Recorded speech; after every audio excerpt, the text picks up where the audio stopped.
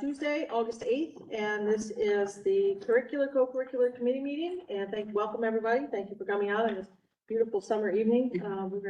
We could be enjoying a drink on the porch. But we're here because we got business to do. We have a very full agenda, so I'm going to get right to it. We are going to be first thing up on the agenda. I changed the agenda order around, and actually this is never really an order. This is just what's on the agenda. It says the first thing I want to hear from. First three things is going to be from our new athletic director. Terrible with me. Mr. Barandika. Mr. Barandika. Please, first thing up is the Monroe Township High School cheer. Okay, perfect. So for the cheer, when I came in, one of the things that we started looking at were some of the past practices with the team. Right now we have two cheer teams, a fall cheer team and a winter cheer team that just do sideline, and we also have an advanced competition cheer. It's my understanding that last year we opened up some space to have an intermediate team for competition due to the growing needs of that particular team. I believe we have about 26 girls who tried out and made the team back in June. I know that, just with the transition that there was with the administration there were some kind of things that got lost in there, and the team wasn't ever really formally told if they had been accepted in the sense of, we were going to incur the cost of, what's required for the team to participate. Choreography, music, as well as mat rental space, which is where they have to practice. So right now, I've looked through we've collected some quotes for the prices for what, for the things that we essentially need for them to function, as well as, I believe the head coach stipend for that position would be somewhere around 6,000 and change. The total would come up to about 14,600 and change. I have reviewed, the current budget that I have, and I do feel like it'd be something that we can absorb. I think that, the team has practiced since June. The coach has put in some time as well there, and it'd be kind of hard to go back and tell them, hey, we're not gonna fund you or those types of things. And again, I think it is something that I can easily absorb if the board feels that'd be okay. Does anybody have any questions? I have a comment. Yes. No, I want to make sure no one else does. So the reason, I want to thank you, Ms. Barandika. So I'm very well aware of this. I was dealing directly with Ms. Lawson, who was volunteering at the time. And one of the things I think is important and necessary to say, and one of the reasons why I'm a big proponent of moving this forward, is because based upon the previous administration's conversations and some emails back and forth, they were told that they would be a competition team, and they were, for lack of a better word, I don't want to say B team because I don't want to be disrespectful, but they were the children, perhaps the young ladies and gentlemen, if they try out, that would not have made it. And they were working, they were competing, and they were under the assumption that they were going to move to the status of being an actual team. And I feel very responsible, although I was unaware, that they weren't handled appropriately. For example, one of the things that makes it appropriate, and that you move forward, is the way you get quotes. So we know, and now that we have a director, he'll make sure to do it right, that we know that when we get quotes, you present quotes, you have to get a certain amount of quotes. So basically, the coach who is here, and I want to say thank you just for showing up, went ahead and was told, get quotes, don't worry about it. She said, well, do I need to get 3 quotes? Oh, no, I'll take care of it, don't worry about it. And then nothing happened, and then we found out we can't give her the uniform. So one of the reasons and I'll end this way because we're busy, I want to just say, we are cutting back. We are not getting the uniforms. We're doing without the uniforms. The coaches already worked for over a year for free. It was her pleasure at the time. They were under the impression that they were a team. They didn't even know that they weren't moving forward because they were told we were going to be a team. And lastly, I want to compliment Mr. Barandika. He came and met with me prior to this meeting. We were in an excess of approximately $34,000 in change, which was inclusive of both teams, mat time, and any type of extraneous costs that go with that, which we have listed. And he went ahead and called the vendor and said, listen, I need 2 teams. This is what I need from you. And he got it down to $14,000. So I think we're in pretty good shape for the monies that we had. I do think it's important only because the children, Ms. Lawson did reach out to me in the very beginning of the summer and said, what do you need me to do? And I said, I cannot make any guarantees. The board has to approve it. I will recommend it. What do you want me to do with the kids right now that are training? And I said, you must get a note, at least the parents giving permission for them to be physically working out with you. If I cannot make any promises that it will become a team, I can make promises that I will present it, but at least that covers you, and I thank you for volunteering for nothing, but at least that covers you so that we've done everything appropriately to make sure that legally they were allowed to be practicing, but they have been practicing since June. Does anybody have any questions? Or I just have, and I voice a concern, not to be unfair to any sport, and I appreciate all the clarity and background, Ms. Chandy. I'm expecting that the new AD has done the entire math. This is not in addition to what the AD's budget is for all the. That's correct. We're able to accommodate this within the budget. Correct, yes. That's all. And I agree with you. Thank And Mr. Baradika, if you would please, if I may, please make sure maybe at the next meeting, you're gonna come with a total of how many children are in every event, how many sports, girls, boys, whatever we need, because that's one of the things also we wanna make sure that we have as much parity as possible, because fair isn't always equal, but we wanna make sure that's something we can do. Absolutely, no problem. So on the same lines, Ms. Bora, I was, also concerned about, putting this budget in, and here's my comment, and then, and maybe it's more, are you going to have these quotes for the finance committee, or is this something that we've already done, that we've approved? Because we had the advanced committee, but are we gonna be dealing with this in the finance committee? So So that's the next meeting. I have all the quotes, I just, got the rest of them today, and I have all of them. I know the meeting is today. Is this but I something that do we're have- planning on having on the agenda for next week? If he didn't have finance to discuss them, the quotes, he has them now. It is, you're gonna be chairing finance as well, so it's definitely the prerogative of both the chair as well as, I guess, the president to decide if you want us to hold this to September. We could, but then it puts us slower, but we respect it. We did not make a decision that it was happening. If it's not happening, it's not happening. So that's why we didn't push anything through, because you have to approve it first with curriculum. Right, because here's my thought, and I can save this for finance, but my thought is that, I get that we had some administrative problems, and we've had some issues, but this can't be how we do business. We just can't do business like this. Oh, And this is business, so, and I appreciate the hard work and the efforts of the intermediate team. I don't recall, but I'd have to go back to the minutes, whether the intermediate team was ever brought before this committee before. No. So that's a problem, right? That is a problem, and now I feel like you're kind of shoving it down our Yep. throats at the moment, and I, no disrespect to the girls, they're hardworking, it's a lot of work, these kids, and we need to give them stuff to do, but we also have to be, responsible to the district and responsible for the money, and and I'll save my comment for my next comment for the finance committee. So, does anybody have any other questions about this? Okay, next one is the sixth grade wrestling. So, we met with a parent, who was interested in, and brought us some concern about, how we don't have, or we don't allow sixth graders to participate in some of our sports. She was really kind of, asking about, multiple sports that could potentially have sixth graders participating in it. One of them that we discussed that got a great deal was the wrestling program. Adding sixth grade wrestling to to middle school sports is something that would not cost the district anything. We already have mats, we already have the practice space. We don't have to, bring anything else for transportation or anything like that. So, we would like to recommend for the possibility of allowing, sixth graders to be able to join the wrestling team. Again, something that would provide a great opportunity for the student athletes and not really incur any cost for the district. So I have a question, is there a precedent as to why we haven't had sixth grade wrestling? I could speak on it better than you, only because I was the middle school principal. So when we were in elementary school, we had minimal sports, if any, maybe 2 or 3 teams. I think softball was one of them, basketball. We didn't have all the sports. When we moved into this building, once we moved into our building, when this building was built, I sat down with my athletic coordinator at the time, Ms. Winter, and we had this specific conversation about what sports are appropriate. At that time, she explained to me that we couldn't do all sports, and specifically baseball always sticks out because there's NJSLIA ruling about the distance from the throwing now. So I said, you know what, we're brand new, let's just stay it as it is. Most teams are 7th and 8th grade, yes. So we've always had 7th and 8th grade. A couple times 6th grade have come up. I know they tried to bring football, which we didn't think was appropriate. It was very costly, so we moved it forward. When wrestling was brought to us, I said, instead of us always saying no, just because we say no, for no other reason, let's start doing some research and looking into it. So we looked into it, and one of the things that makes wrestling very unique and very appropriate for 6th grade is wrestling goes purely by weight.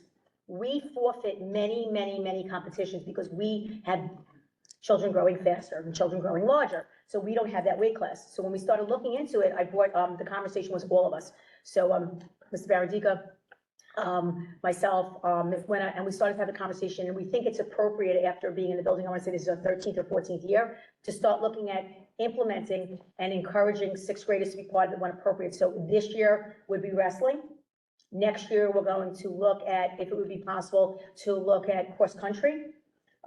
We know that we will probably not be moving forward with baseball or softball because of the NJSLA rules. So it's not that, fair isn't always equal because we want to help as many children, but it doesn't mean every child's sport. Basketball will always be an issue because there's only X amount of children on a team and we have no playing space. So does this mean that we'll be able to be equal for all? No, and I'm okay with that because we're not always equal for all. We do what we can. So wrestling is a no-brainer, for lack of a better term, because we could really enjoy having a larger team. We have a very, very small team and we don't have any children in that weight class, so we just forfeit. So they would be adding to the 7th and 8th grade wrestling team that we have at the middle school, is Yes, what we're doing. We're not creating a 6th grade Nope. team. Nope. We're not creating, and what's the precedent in other districts about 6th graders participating in Same thing sports? goes purely by weight. They don't care what grade they're in, it's purely by weight. So if you were a 7 through 9 middle school, for example, and you were a 9th grade, but you weighed 60 pounds, you might very well be wrestling at a 60-pound weight. Right. It's very different than the other sports. No, I'm wrestling. Anybody have any other questions? Ms. Paul? So is there a lack of participation from the 7th and 8th graders? Is that one of the concerns why we are adding 6th grade? Because Yeah. typically in all middle school sports, since the size of our school is so big, our tryouts are very competitive and a lot of kids don't make the team. So adding 6th grade into the mix is going to add more. So and I know wrestling is one of the sports that is not getting enough attention. So that is the reason I'm in favor of it. But otherwise, we would have to put this conversation up. Is this going to be done across all sport? No. What is going to make, and I like your comment where it's not going to be equal for all the sport, but you would get some resistance from the parents on this because, every sport will want to do inclusive. If I may respond? Yes. So, I was very clear with Cheryl, a winner, because she's the one that's in charge there. No 7th and 8th grade child will ever be cut for a 6th grade child on how awesome they are. She agreed. She also said numbers wise, it's not that it's not a well-received sport because they always have small numbers. It's that we can handle more 6th grade. And the most important thing is I will be comfortable working with Mrs. Varandika to speak with a parent because I'm not going to do what's right for some children because it doesn't apply to all children. That is not what we're here for. Some children can benefit. We can't benefit all because I will let you know right now, basketball, if it ever comes forward, will be a major problem because we don't have enough basketball players. So I own it. It's out there. They'll be all over Facebook and it's okay. And knowing, being a soccer mom, I know how competitive it is, Mhm. soccer or baseball, all of those sports. So, but the per student cost, we're not increasing the size of the team. Are we like, is there? We hope we are. Is there going to be a financial impact of this? No. Even though we're not creating a new? Nope. No. No. I know you started off by saying that. What do they call them? Slings? Swings? Same. Singles. We have fun, correct? Yeah, we should have enough singlets, that shouldn't be a problem. And it's not a matter of participation. 6th graders, for the most part, because of their weight, they wouldn't be taking a spot for an 8th grader unless an 8th grader wasn't really that low weight-wise, but that shouldn't be an issue at all. Thank you. Anyone else have any questions? Thank you. Next item is online ticketing. Yes, so, we've also been looking at the idea of potentially having online ticketing. Online ticketing would be something that, again, the district would not incur any kind of cost in order to use the service. Essentially, what would happen is the consumer who's purchasing the ticket would incur the costs. I have two different companies that we looked at, TicketSpigot and GoFan. GoFan is the one that's used probably for the most part, the most within the state. They've also been growing a lot more recently. They're probably the second largest online ticketing platform right now, other than the MLB site that they use for professional baseball. Their fees would be $1 ticket flat rate fee essentially per ticket. They would also give the option to do season passes, which I think would be very nice to have our fans, especially parents, sometimes to purchase some of these tickets ahead of time. We would not look to remove the idea of purchasing, cash basis. We would still have that, but we feel that being able to bring this platform on would also allow, to decrease those lines for football days and, and eventually also trying to allow us to lower some of the costs for the people that we pay for ticket taking and things of that nature. Any questions? So our typical football ticket, Carmen had a question. I just wanted to know what is the cost of the ticket to the parent without the fee? Yeah. And, so is it the same through all the sports or some sports are more? So for the most part, we sell tickets at football games and at basketball games. The tickets are $3 for adults, and children and seniors typically pay $2. With the fees that you see here, they would essentially pay either $4 or $3. And again, this is something that, we would have the option to have this, but if If a parent doesn't want to purchase this, they can still purchase tickets, the same way. This is really kind of just adding other options when it comes to potentially purchasing tickets. Sure. So, and that was part of my question, for $2, it'll be $3, and for $3, it'll be $4. We will continue to allow them to buy in person if they do not want to pay that additional. Correct, we would still have that, and we would also look to use this at a district-wide basis with, with performing arts, with, with things in the summer as well. It's not something that we were just using in athletics. We think it would be great for us to kind of try to roll it out district-wide. And obviously, also, decrease the amount of cash that we're handling, during events and things like that. There is definitely that advantage that we will not be handling cash, but I do have the holdback about that extra flat fee of $1, Yeah. given that our ticket denominations are much smaller than what GoFan deals with. So I did express that concern with Mrs. Curley and Finance Committee Chair, not knowing it's going to be discussed here. So is there any other software out there So that there- charges less?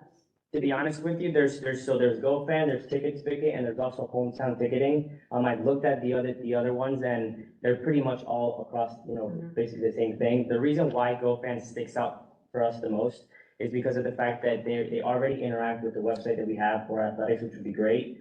They would provide us with an event page where, let's just say, if someone's purchasing football tickets, during that events page, it's also going to show other events going on in the school. So you could potentially have, a parent purchasing tickets for football and also, signing up and purchasing something for performing art, a theater event or something like that, which I think would be great to kind of bring the community together and kind of, have, people come to multiple events and not just purchase tickets for athletics.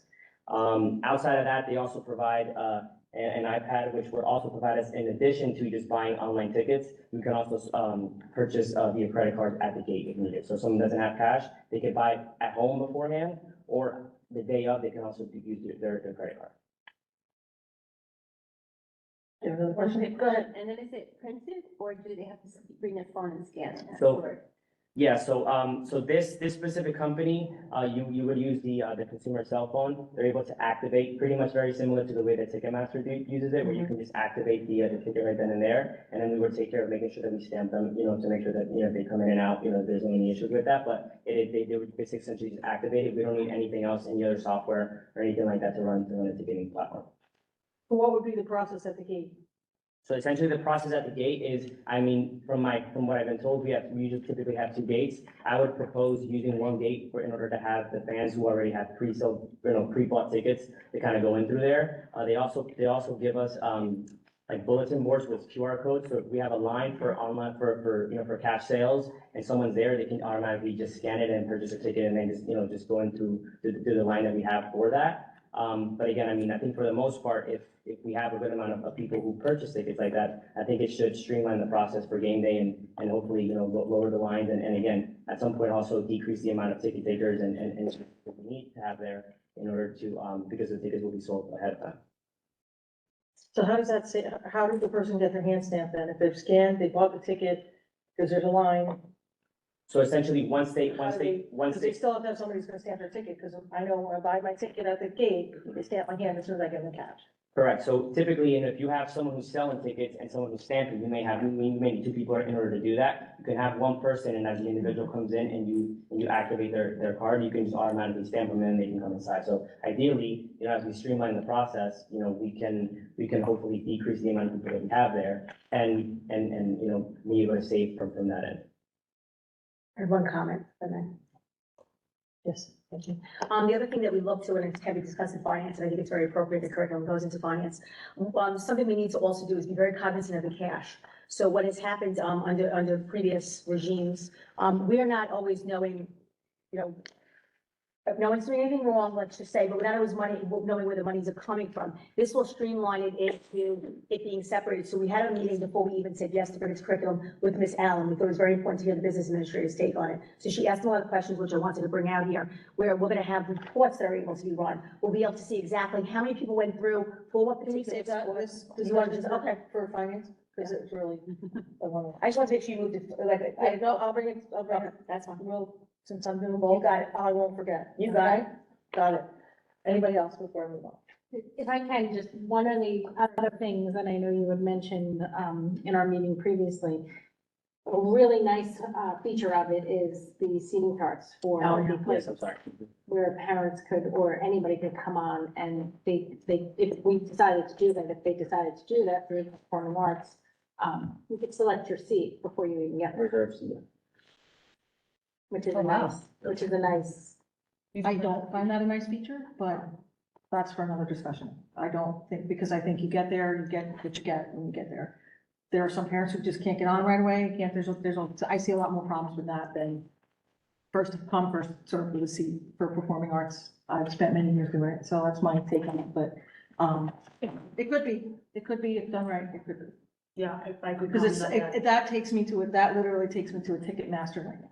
Trying to buy a ticket at Ticketmaster. I could just see the parents and I could just see the phone calls. I tried, I couldn't get in. I see that as a thing, but we can talk about that. No, but it could be a nice feature. Anybody else? Just a comment. So what we will achieve by doing this is reduce the cash handling and hopefully reduce the personnel that's working here for part of it. So we will, there's savings, but people who are buying online will be paying a slightly higher cost, 30% of that. significantly higher cost. That's all. All right, thank you. $1 once again. For a $3 ticket, that's 33% of the ticket, but that's for finance. As long as you're giving them a cash option, I am okay to say yes to that, because if you're allowing them to Mhm. buy it at That $2, choice. then we're fine. We're not completely making it compulsory to buy it at a higher price.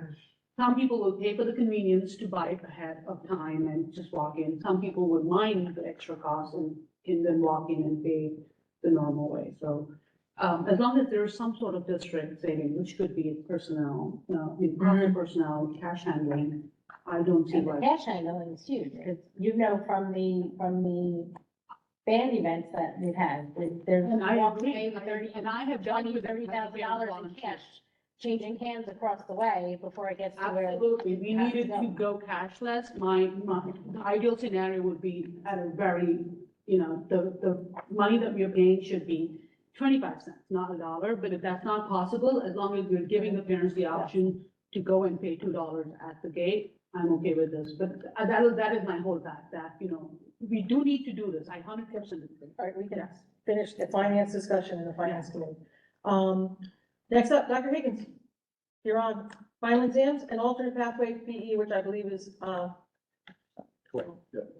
You want to start? Yeah, sure. So last week, Dr. Higgins and a group of administrators, we met to discuss final exams. We talked weighting, we talked grading in general, we talked systems, and you can take it away, kind of highlight some more of the outcomes of our meeting. Yeah, so we knew that this was a topic that was brought up at committee meetings in the past. I don't know if it was curriculum meeting or if it was policy, but we entertained the conversation. It's a good conversation because we did realize that it was probably about 20 years since we talked about any type of grading for the high school. The policy that is in place now was put in place when the high school went to a block scheduling, which was almost about 20 years ago. And at that point, the grading for final exams went from a midterm final to just the final. It was a midterm final at 10% weighted for each exam. And then at the time, it was decided through a committee that the final exam would be weighted at 16%. There was some conversation about the weight of the final exam itself. There was also a conversation about looking at grading on a whole throughout with marking periods and exams and options for different types of exams, whether we did cumulative exams or we did benchmark testing throughout. But it was a good conversation.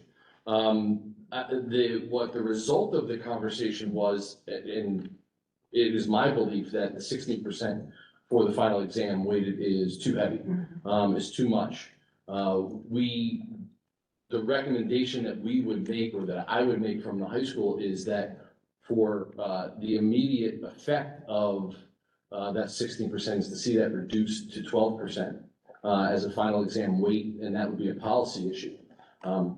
But we also would urge the committee to allow us to really spend a good amount of time investigating, researching, and going through a process to evaluate the overall grading system at the high school.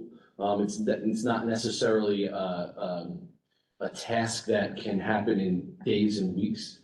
It's definitely something that would have to happen over months with a lot of people giving input.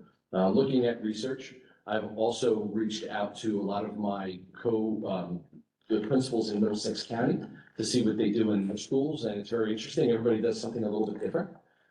As a matter of fact, just the basic research that I've read already talks about, it's kind of difficult in the high school, but it talks about specific weights for specific content areas, and different types of examinations for different content areas, which is all part of the discussion. I'm not saying that's what we should do, but it's all part of the discussion. For example, I heard back from my colleague at South Brunswick. They do something very similar. They have some courses that have a midterm and final, and they're weighted at 10% for a 20% total. Then there are some courses that just have a final at 10%. So it depends on the course and content. So that's all part of the discussion. But I think what we did come to an agreement was that the 16% for a final, as it is right now, is too heavy. It's too heavy, and the recommendation to the policy committee would be to look at the current grading policy and adjust that to 12% for a final, and then the marking periods would be 22% each. And then with the idea that we would be looking at that grading moving forward too, and making recommendations for changes if possible, in the future. But I think major changes to that policy would require some good investigation. Can I comment on policy just so we know moving forward?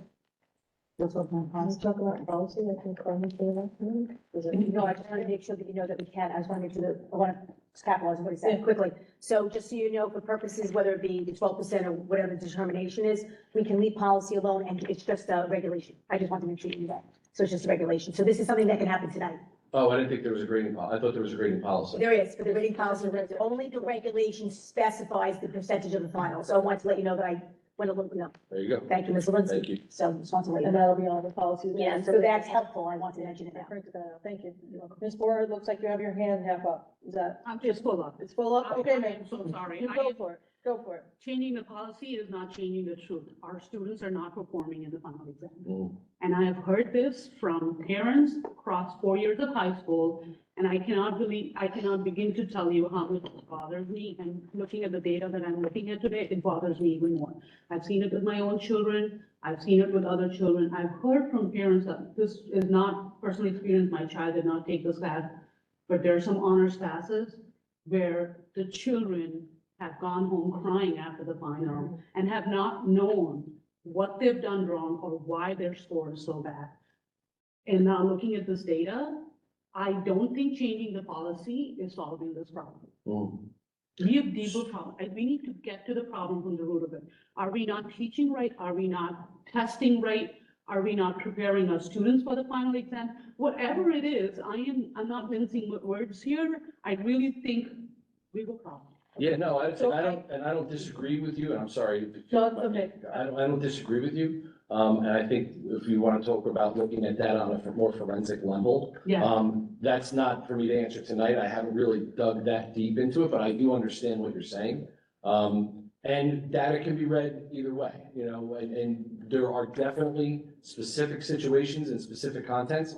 I also think that up until this year, we made a change to our program studies last year. I think we had a lot of students taking honors level courses that should not have been taking honors level I courses. agree with you, but. That hopefully the changes we made in that program of studies can address part of that issue. I agree with you, but I'll just conclude my comment by saying that I'm part of a lot of these groups, Facebook groups and WhatsApp groups where there are parents discussing.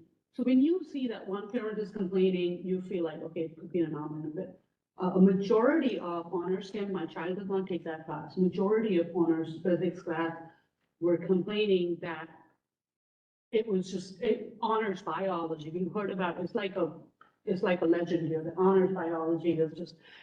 All of these classes, when the kids are struggling through the year or not struggling through the year, but then fail the finals, It's been years of that. And just looking at data, you're right, the data doesn't always tell it, but I'm correlating two things here. What I've heard, chatter amongst parents and what I'm seeing today, I think we do need to do a forensic look at it and then find a solution. There's always a solution. We'll find a solution. So I had a conversation with Dr. Lehman this afternoon about this. So Dr. Lehman, I'd like you to share what you shared with me this afternoon. Yeah, and it's building on what Dr. Higgins was talking about. I think it's looking at our assessment test itself. Does it represent the way that the students have been tested throughout the year? Is it a cumulative piece where, a cumulative assessment is always going to be more difficult than summative or formative assessment along the way. So, I think the solution itself is what Dr. Higgins, alluded to before. We will pull together, again, and it's content specific, because we may come out of this with the arts itself having performance final exams or doing performances, whereas the sciences or the math may need to have some sort of different approach. And that's why, a temporary kind of adjustment is we can take a look and take some of the weight off of it for right now.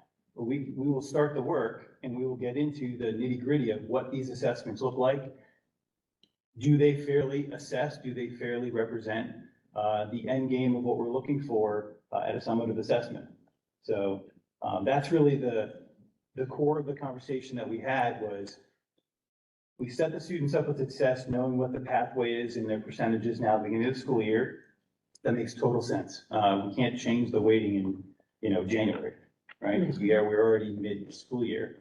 What we can do is we can work through these assessments subject by subject and take a look and see, do they actually represent? And there are also, we have done some diving into this data.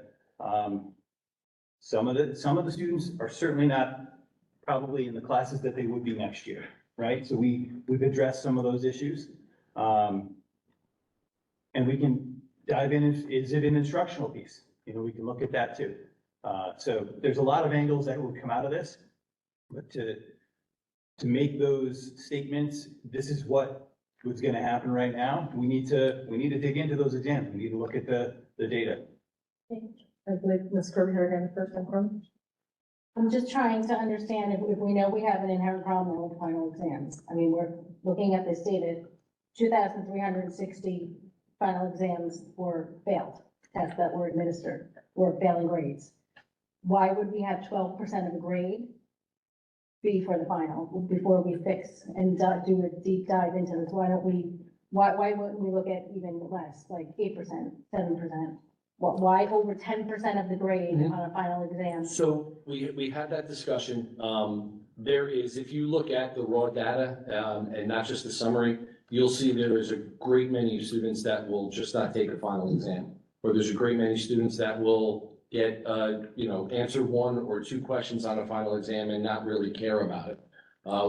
At the discussion we had to keep it at 12% is to still make a cumulative exam relevant, and have students not just dismiss it as meaning nothing. If you go down to something like 8% or something like 6%, then there's very little to no effect on any grade whatsoever. We don't think students will take it seriously. Also, I'm also looking at what I've seen from high schools around us as well. And it's on average, it's either 20% for a middle school midterm exam and a final exam, or at 12%. There's one school that I know that doesn't give any finals or any midterm exams. And then there are other finals that do different things too. So, or other schools that do different things as well. And to Ms. Moore's point, we had children through the high school for the last how many years, and we are in these circles and we do talk to parents. And, there are students that, I know for one class, it was honors pre-cal. You had the student who had the highest grade in the class got a 70 on the final. Kids with A's all 4 quarters failed. There's a problem. And what's really upsetting is you have kids that are juniors in these higher level classes that are performing for 4 quarters over 90%, going into it with an A, with their fellow students who are seniors. Well, the senior gets to opt out of it because they're a senior, and the junior now fails the final, and their grade point average drops because now you go from an A to a B. We have a real problem in these courses and a real problem with these finals. And then for parents to be told that they can't have a copy of the final exam to take home, to go to a tutor and figure out why their child failed after getting an A for 4 quarters. Is it the curriculum being taught wrong? Is it the final not matching the curriculum? These are things that really need to be looked at because this is affecting our students and it's affecting them negatively. And we have a real problem. It's a real problem. Yeah, and I know, and looking at the numbers, if we look at a 12%, if you had a student that at 12% did take it and got a 0, their final grade would be affected where they would drop down a letter grade. They would go from an A to a B, which if you're forgetting not to do, if you just figure you're not gonna do it and losing a letter grade, I think that's, that is a consequence. If you take an exam and you get a 70 on it and you're a straight A student, for some reason you get a 70 on it, and I'm talking about even after we look at this at a micro level, it's not going to affect your letter grade like a 16% does now. If you get a poor grade and you go from, with 16%, you're gonna go from a 95 to an 88 or whatever you're gonna sit. With 12%, you're not gonna see that drop, which is one of the reasons why that's what we're recommending. Well, they can drop a letter grade if you're on the cusp of. If you have an 81, you're gonna drop to 79 if you do. I just want to clarify one thing, because I'm looking at just one class in particular of honors pre-calc, and there are several grades higher than 70. There's actually grades in the 90s. So I'm not sure where you got the information, but it's incorrect. And I'm looking at just one class right now. But if you would like, I can dive deeper into it if Dr. Lane or Dr. Higgins would like me to. Well, it may I not just have don't been want- that- I know. I just don't want incorrect information going out that nobody got higher than a 70 in a course when I know for a fact. In a section, in a particular section. You didn't say that. Okay, in a particular section. And that might not be true either. I can certainly look at that. That would be actually looking at every student's grade. And No- maybe that's what we look at. Nobody has asked me to look at that, and I can certainly do that, but I know for a fact that honors pre-calc that I'm looking at right now, it is not fair. And there's several grades that are high. Carmen, you had a question? It's gonna change the subject. I don't know if you wanna talk more about this or. I'd like to talk a little more about this, just because I'd like to ask Dr. Higgins, when you're looking at this and you're talking about doing your research, is that going to include, like, how are we assessing during the year? What is giving the students those A grades, B grades, whatever, that, is it assessments on the same caliber as the final? Are they cumulative assessments as the year goes on? Because sometimes, you do unit after unit, and we talk in curriculum all the time about all the different units. And are they just being assessed on that particular unit or not? Right. And I would like, as the chair of the committee, to recommend that we look at what Dr. Lehman was kind of talking about and what you alluded to was the content, and maybe not every content, like, fair's not equal. So maybe we look across the content of some things and maybe we start looking about different ways to do formative assessments or assessments of knowledge. Because basically the whole idea is we want to make sure that our children have learned something, right, from the education we Correct. provided to them, right? Right. We want to make sure they've learned something that they're going to be able to use so that they can go to the next level, particularly in math, right? Math is built on, if I have learned anything in the last 3 years, math is built on basic skills and things, and as you go forward, you need, previous skills. So yeah, math assessments need to be, a thing. So I would caution that if you're going to put together a group, it be a diverse group of different people, different backgrounds, different courses, and come up with something. And maybe it's not. What's good for apples is not good for bananas, and what's good for bananas is not good for peaches. And we need to look at it, differently for each thing, because different subjects are different ways. And maybe a final assessment for, language arts is not really the thing. Maybe it's a portfolio, maybe it's a final paper, and maybe it is now, Right. because I don't know for sure, right? So Dr. Roselle's kind of looking at me with her eyes on the side, because I haven't taken a high school assessment in a very long time.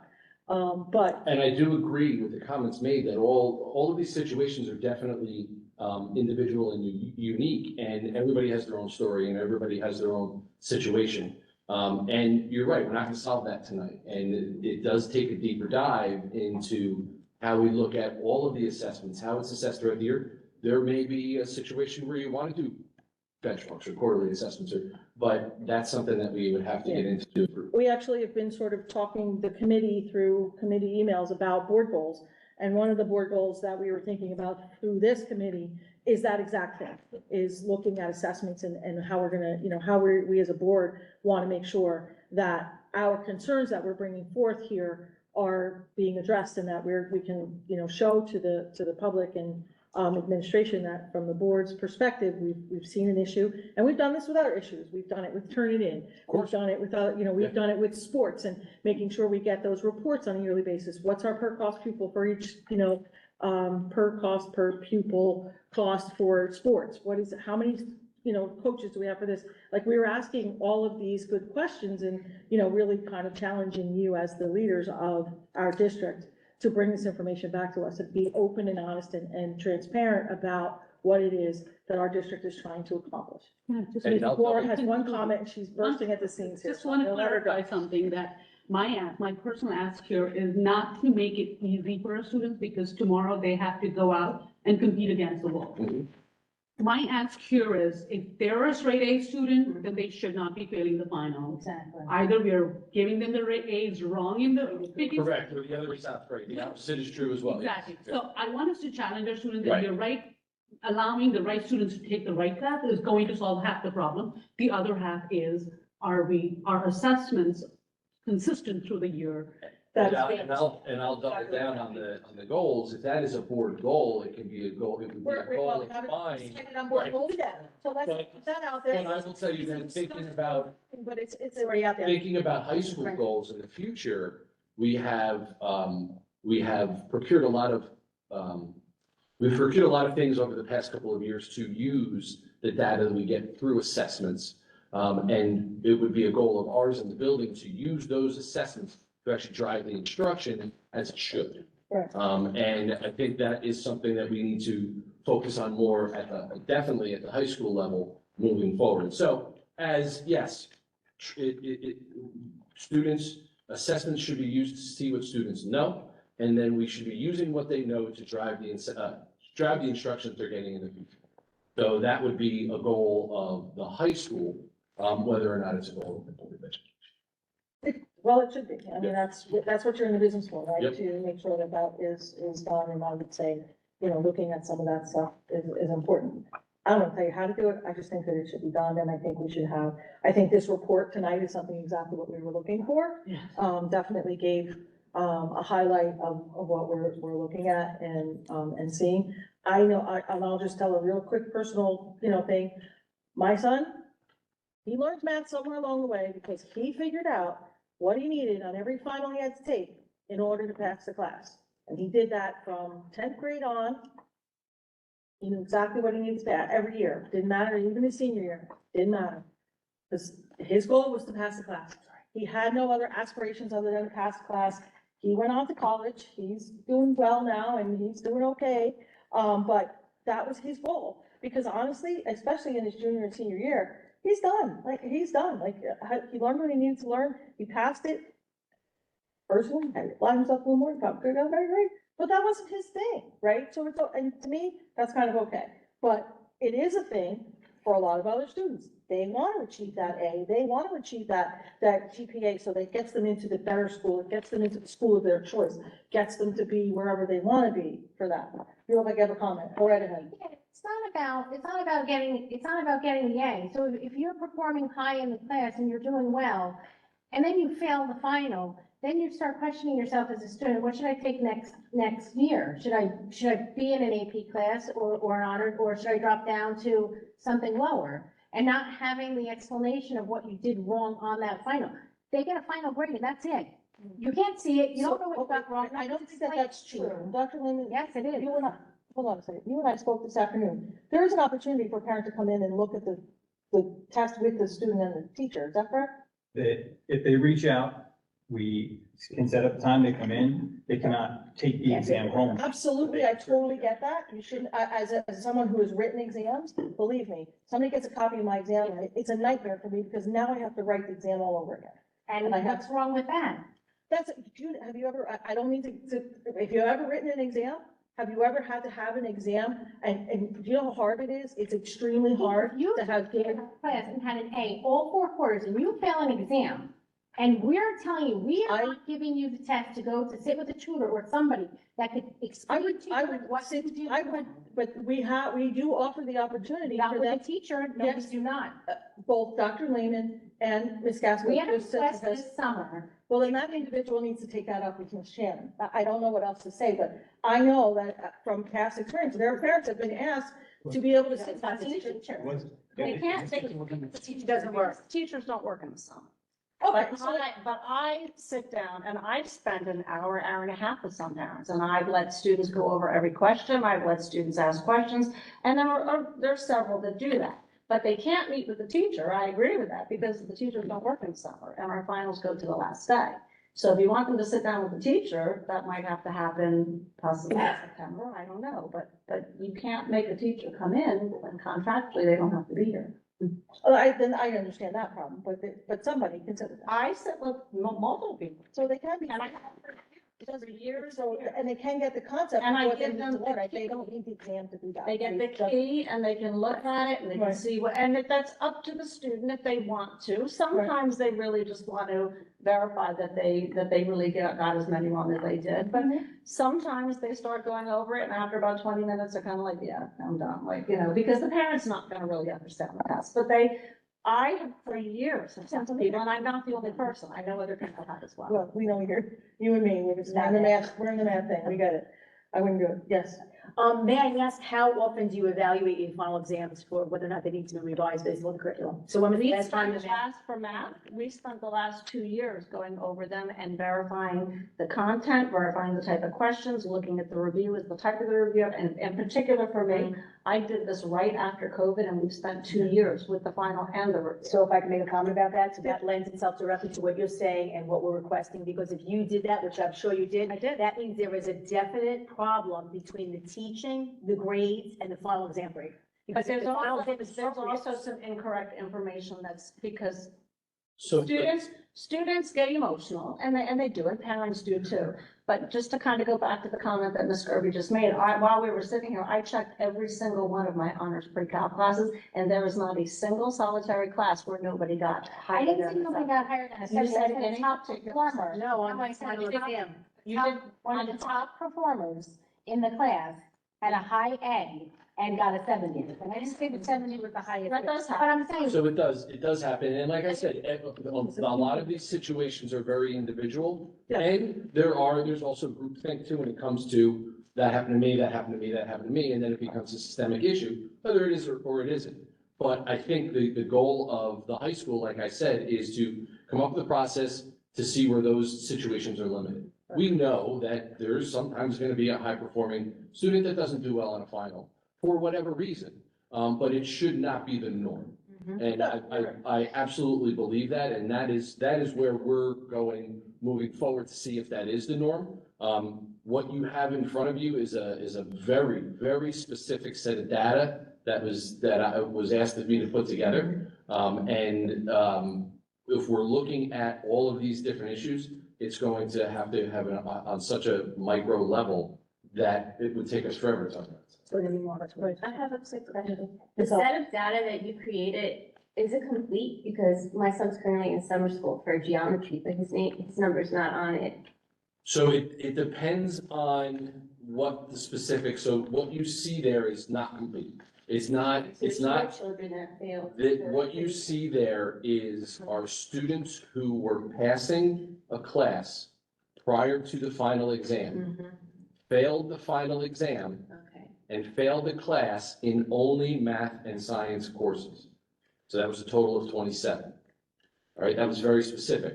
Now, what's not on there is the 22 students in math and science who were failing the course prior to the final exam, passed the final exam, and then passed the course. So you have 22 that were in a certain situation, you have 27 that were in another situation. There is a glaring piece of data on there that 17.5% of our students failed a final exam. So it was 2,360, out of 13,417 exams. And that's across all subjects. That's everything. That's all. So that's a high percentage. It is a high percentage, and I Well, think, that in itself should of prompt course, yes. this discussion, which is a good discussion. It's, you know, it needs to be global. I'd like to see a little more data. Sure, yeah, like I said, this is very, very specific. Yep. But I think it should be a standard, something that should come to the board, maybe July or August of every year. What was our percentages, where we were, so we could track it on a yearly basis to see what are we doing, where's it going, if it happens to be, social studies, I'll pick on, you know, I'm picking on everybody, right? So it happens to be social studies, this last year, all of a sudden, the grades tank, what happened? Did we lose our best social studies teacher? Did we, did the curriculum change, or did somebody decide to, go off the rails and not follow the curriculum? Like, stuff like that happens. You all can't be in the classrooms every day, right? So to me, I think, but what gets looked at gets taken care of. It's done. What gets Right, done, gets done. yeah, right, thank you, that's the phrase I was looking for. What gets monitored gets done, My phrase. gets looked at, So gets, Dr. Hampton. gets taken care of. So I would like to see this not just, let's do the deep research now, Mhm. let's get this going, but let's make this a part of our standard practice in the district. And I, again, try not to micromanage, that's your job, not mine, but I think that, you've got some fairly, very intelligent people at this table who have been around, and we've seen it, so we're just, looking for that. Does anybody have any other comments about this particular topic, or you have another topic you want to? No, another comment.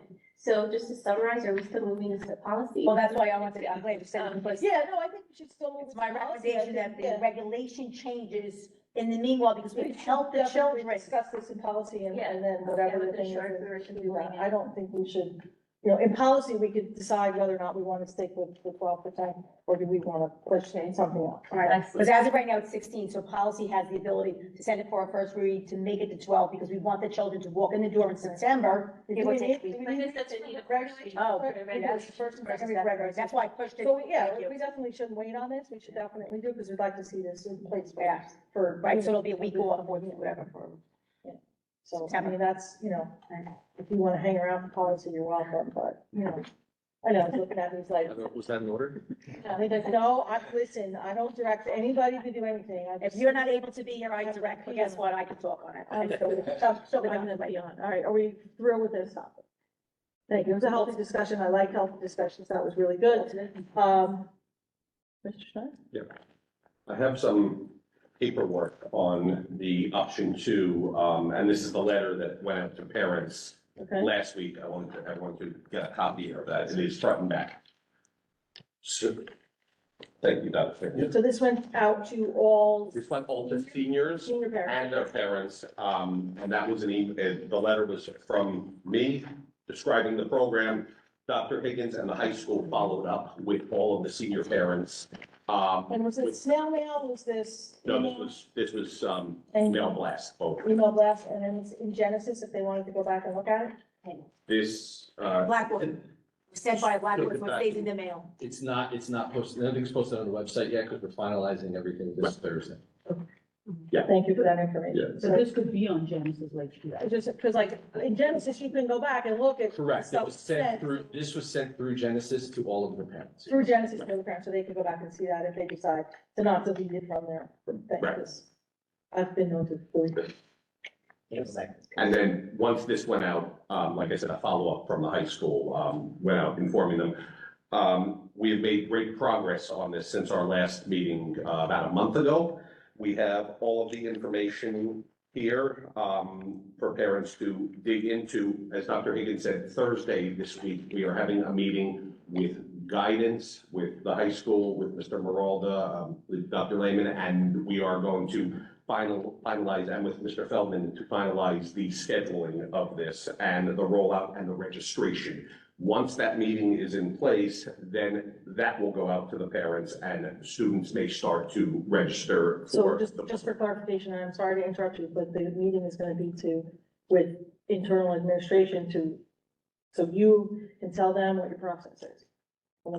Correct, we're working collaborative, in a collaborative setting, but yes, so I can, we can put that last stamp on this program so students can register for it. Because we have a sample Schoology page that was created, which is going to be overseen, and now it's just that registration component to complete the process on this. Several parents have reached out to me with some great questions regarding this. I believe I was able to answer, and we've gotten a very nice response on this so far. The nice part about this program is it really enables the students to meet their own personal needs, both academically and personally, and even professionally, through this program.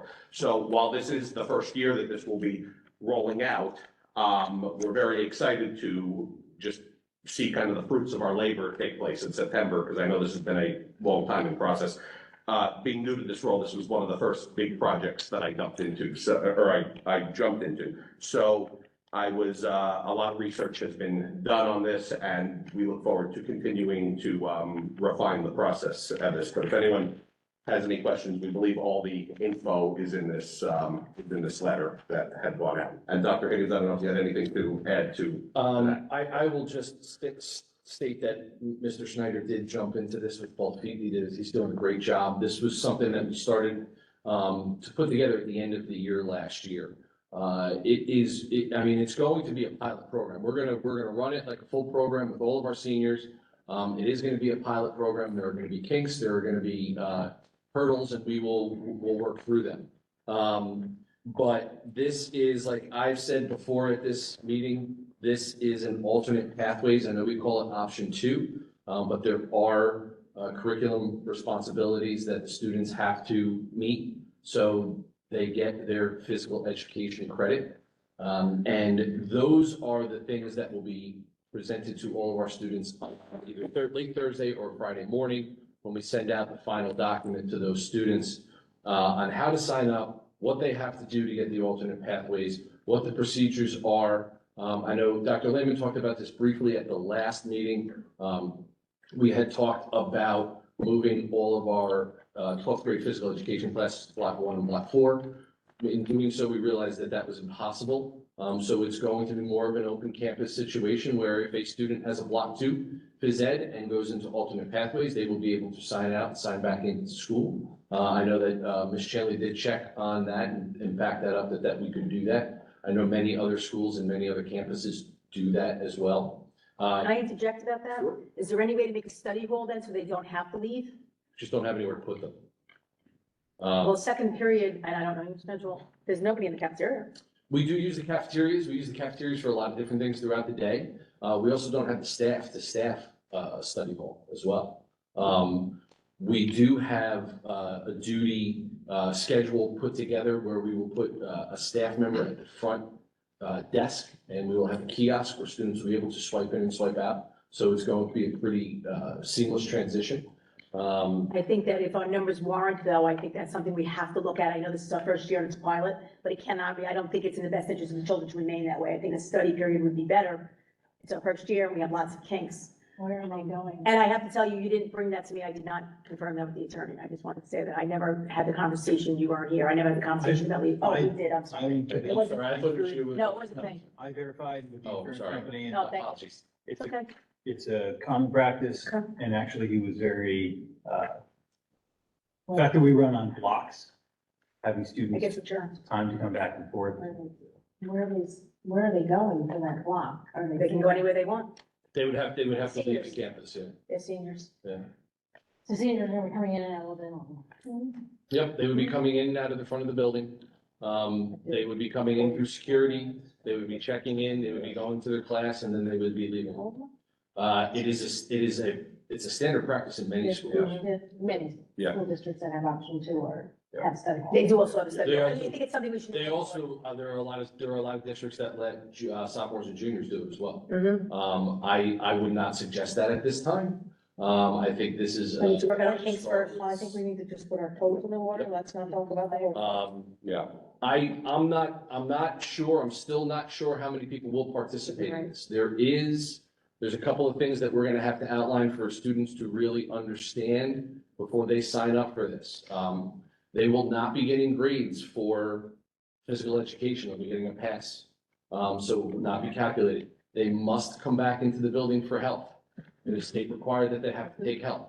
That also means if they don't do their health or they don't get a good grade in health, they are going to fail physical education and health for the year. They will have to repeat it. So there's a lot of things that students will have to do if they are not following the guidelines and turning in whatever they need to turn in. They will be pulled from the program and they will have to return to the program. But it'll be their decision, they will know the information in advance. Yeah, I know some of my coworkers in the building have talked to other schools that have done this. And again, they did it very slowly. They kind of made it broad. It got very out of control and they had to rein everything back in. So I think it's very important that we start very slowly with this. I think it will be successful. I do understand the issue, the need for a study hall as well. I think we get into other problems with that too. If you have a senior student who has block 2 phys ed and somebody has block 1, the block 1 can come in late and the block 2 doesn't come in late. They have to go stay in a study hall. I think that's an issue. Unless you would say that nobody was allowed to leave during any of their phys ed classes, which then you have a problem with block 3 and all that stuff, so. Or we give the option, and I think the other thing, if I may, because I worked with Mr. Snyder, I'm very excited that there is going to be a teacher overseeing it. I think it's important to know. Yes. Because it reflects if they have to do a journal, if they have to show how they show their attendance. Perhaps they're not a sport child, like the term here, but perhaps they go to a gym and they get that, is the gym going to be stamped? So there's different ways, so there will be a teacher overseeing it and it will be done on Schoology. Yes, it's going to be done on Schoology, and there will be one teacher assigned to option 2, pretty much as a class. I will be overseeing it from a managerial standpoint, but that teacher will be doing this and taking care of the paperwork and making sure the assignments are created weekly so students can upload their timesheet from whichever activity they are participating in. And just to piggyback off of what Dr. Higgins said, this is a lot, because this is a graduation requirement, so it is a lot of responsibility on the students. And I believe we said if there are 2 late or missing weeks, they are going to immediately have to be back enrolled into the physical education actual class. So a lot of this is on the student to make sure that they are uploading their times every single week at the assigned time and making sure the appropriate signatures are on it. But like I said, we're very excited to see the rollout of this and then through the year continue making appropriate changes to make sure every year just gets better and better. All Real quick, so the third marking period, we want to bring everybody in for health. I'm not sure what sports season that is, but the kids playing varsity sports or any other sports are not going to be able to use that towards alternate classroom. So excuse me, I'm sorry, what we will do is equate the first marking period with fall sports, the second marking period with winter sports, and the fourth marking period with spring sports. So third is not. So third would not count as a. Everybody, that's That sounds even in fair. that shape. That sounds very good. I have a question. So what if a child has no place to go? If they have a second block or third block and they have. They go to phys ed, they couldn't participate in the program. So to be willing to leave, Right. that has to be, okay. So if you think about it, this is a work-based learning program. It is, This is yeah. part of our, Yeah, you it's have a job, you have to go. WBO. Yeah, it's a work-based learning They really program, like and that's the way it is in most schools. We're starting this kind of as an ad hoc program to the work-based learning. If this, I even foresee it being part of that work-based learning program in the future. If you go to schools that have this, it's listed right up there with their mentorship or their internship or all of that different stuff, that they would do throughout their senior year. And it may not be for every child. Anybody else? I'm gonna ask a favor. Can we skip you and do your next one? Sure. We're gonna, because I want to give the supervisors an opportunity. Now the tables are turned on you guys. Rapid fire, tell us what you got. You got 10 minutes. All right, I'm gonna do mine, first, as Samantha McLeod and I worked collaboratively on grade 1 and grade 4 with the teachers, but she's going to present those this evening. Pre-AP 2, I had presented pre-AP 1 back in July. This is the second course in that series. It builds upon the skills, the foundational skills that students get in pre-AP 1.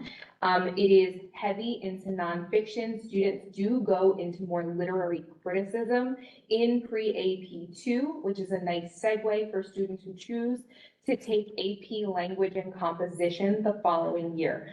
So a lot of rhetorical analysis and a lot of literary criticism. It is a reading and writing intensive course, but there is open access. It is honors weighted. This will be the first year that it is open to all. We ran it as a pilot program during the 22-23 school year with our STEM Academy students.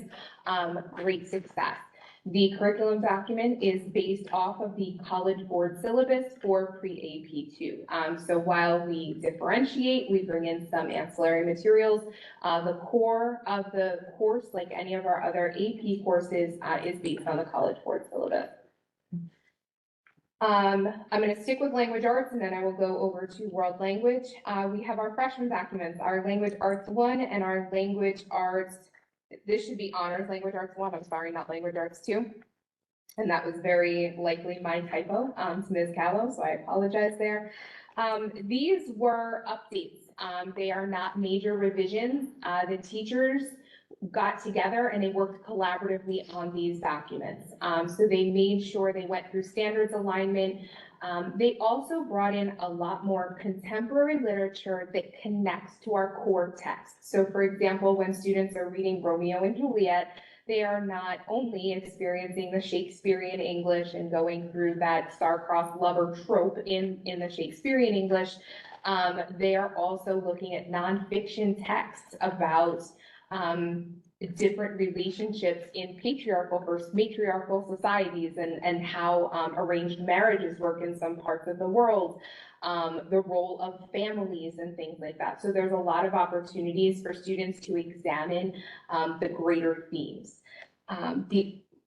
What's important with Language Arts 1 and Honors Language Arts 1 is some of the pacing and the scaffolding, but it's very critical both in these courses, but I'll also say the same thing with French, that students have the same opportunities if they are to perform well, let's say in Language Arts 1, to access the Honors Language Arts 2 curriculum. We don't want to create a track of students where students in a standard level class can never access an honors class in language arts because the standards allow for those entry points. So while you'll see a lot of parallels between the documents, that is the rationale for that. And finally, I have our French 2 and Honors French 2. The primary updates are the standards. The world language standards were updated in 2020.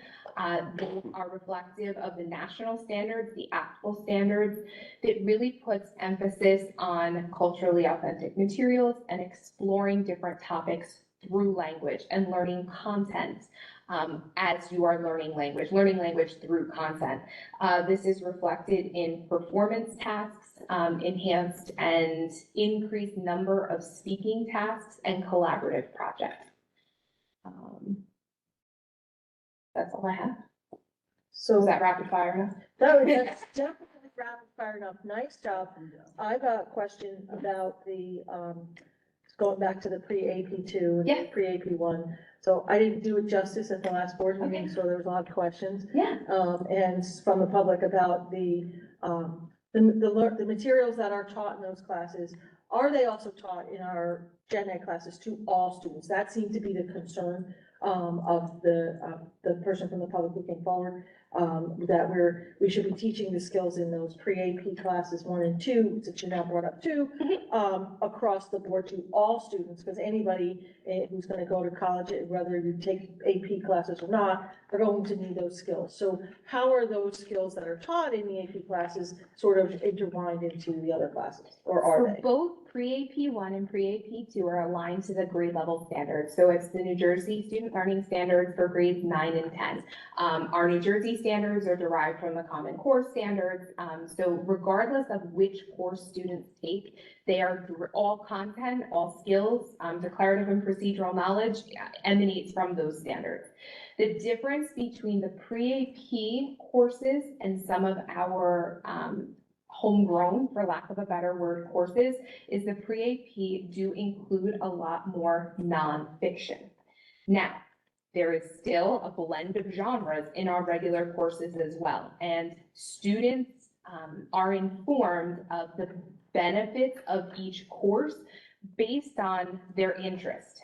So for example, if a student is going into the STEM fields, they're going to be doing technical writing, they're going to be reading through scientific research studies and things like that. Pre-AP is an awesome course for that. Because it does get into a lot of that work and would prepare students. I'd also encourage them to take AP Seminar and AP Research for those purposes as well.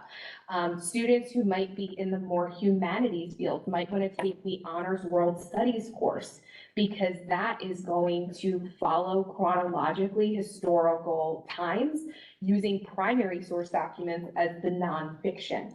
And then our general courses are for the students who they like language arts or they don't like language arts, because there's something there for everyone. So the goal of those courses, and they are open access. So pre-AP, there are no barriers. That's not only, that's not necessarily a district philosophy for these specific courses. That's the College Board's philosophy for the pre-AP program. We have to certify when we sign up to offer these courses to College Board that we have no barriers preventing students from taking these courses. You don't have to have a 90 or higher or score, something on a SAT or entrance exam or something like that. So they are open access, but students can choose to take them. When we develop our schedule, we run as many sections as students have chosen to take. Anybody else? Any questions? Great, Ms. McCloud, I think you're up. You got 3 minutes. I have 3 minutes. All right, I'm bringing us down to elementary. So this summer, all of the K-5 ELA documents are being written, but for tonight, we're just taking a look at grade 1 and 4. Those are complete. Savas has provided us with a scope and sequence, and the teachers are using that scope and sequence to write the curriculum, but they're adding in, they have the flexibility to add in and apply good practices, lessons, additional resources that align to the program and the scope and sequence of the program, and that further aligns to the standards. So this entire program, the approach is a balanced approach to literacy, as we've done in the past. It connects reading and writing workshop, and then reading, writing, phonics, phonemic awareness. And what I love is spelling conventions and foundational skills are all embedded within this program. Additionally, within our writing instruction, handwriting has come back into play in K through 2, along with an additional little stint in cursive, because they do have to learn how to sign their name. So the academic vocabulary are highlighted in each unit, and the teachers are writing, the entire document is written to align to the scope and sequence. Every unit also integrates science and social studies themes into the instruction. So everything now is integrated, which buys them back some time within their instruction. Kindergarten, Ms. Drust and I worked this year to completely align their curriculum. So it buys them back almost 45 minutes, because their themes in science and social studies completely are integrated into their ELA instruction. So what they're reading is environment and adaptations, and they're learning those concepts while also. Reading and writing across the curriculum has been around 40 years. Yes, exactly, diving in to the ELA curriculum at the same time. It's rigorous, high interest resources, it's fabulous. So both the grade 1 and grade 4 are up for adoption. Okay. Does anybody have any questions? Just one, what grade are they teaching cursive? So cursive will come in the second half of 2nd grade now. It used to be 3rd. This program, has research to say by the end of second, if they're ready, they can go there. It's kind of the carrot that they dangle. If your print is appropriate, we can move into that.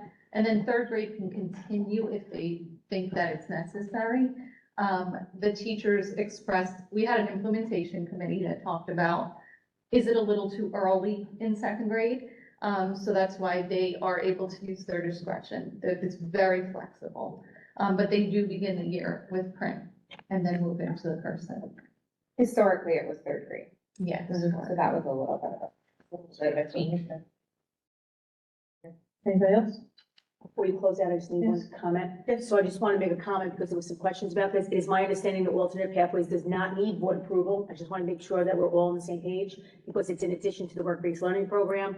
I definitely think, and I want to say thank you for all the hard work, and I know Mr. Snyder just, I do think that we definitely need to move forward with this pilot, really looking at that study hall piece, education, teacher. I think it's very important for the children to really get the full. But I think we're moving there. We have to get started. So I just want to say that there's no board approval on that. I had to drop something off the agenda, but we did it and made it. Now in 16 minutes, it's 7:01. So thank you, everybody, for your time and information. Really appreciate it. Good. We're all-